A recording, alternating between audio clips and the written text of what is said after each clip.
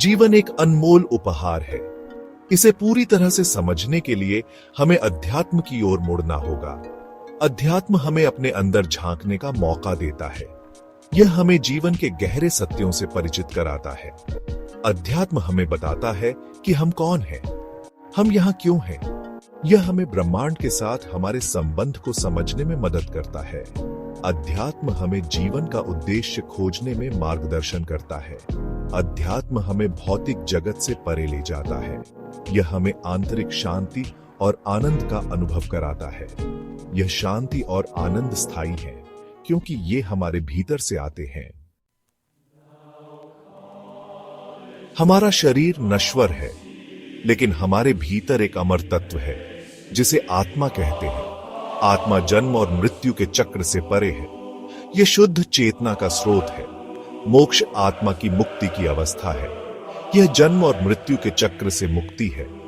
मोक्ष की प्राप्ति आत्मज्ञान के माध्यम से होती है।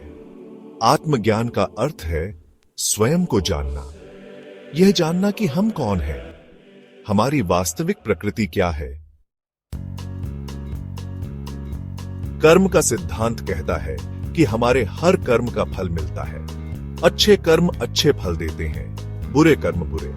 हमारे कर्म ही हमारे भविष्य का निर्माण करते हैं। वे हमें जन्म और मृत्यु के चक्र में बांधते हैं।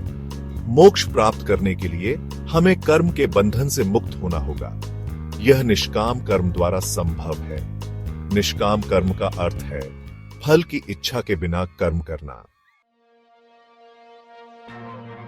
आत्मज्ञान की प्राप्ति के लिए अनेक मार्ग हैं। ध्यान, योग, भक्ति, सेवा और सत्संग कुछ प्रमुख मार्ग हैं। ध्यान मन को एकाग्र करने का अभ्यास है। योग शरीर और मन को जोड़ता है। भक्ति ईश्वर के प्रति प्रेम और समर्पण है। सेवा दूसरों की निस्वार्थ भाव से मदद करना है।